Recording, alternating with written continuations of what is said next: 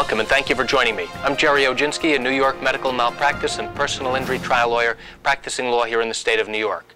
I want to tell you about a case I handled recently involving a woman who died as a result of a misplaced feeding tube. The woman's 2 adult sons had come to me one day wanting to know why their mother had died.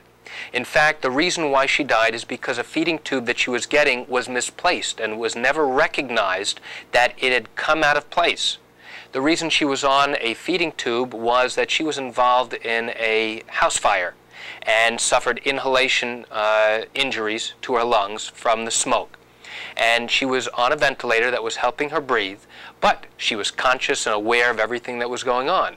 And she developed complications while on the ventilator and required to have this feeding tube where she would get nutrition into this tube directly into her stomach. And her stomach would then process it, her body would process the food, and everything should have been fine. The problem was this feeding tube became dislodged, and not a single doctor or nurse recognized what had happened until it was already too late.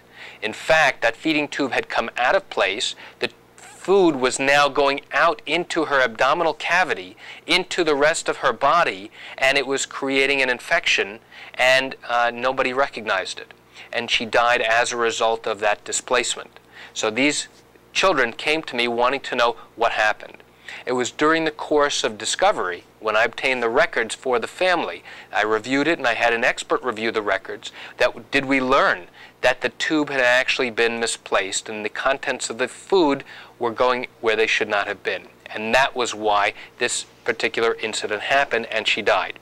The unfortunate reality is that this was entirely preventable. Had the nurses and doctors been more vigilant and recognized where this tube was on each of the days that she was in the hospital, this tragedy would not have occurred. That's it for today's video tip. I want to thank you for joining me. I'm Gerry Oginski. Have a great day.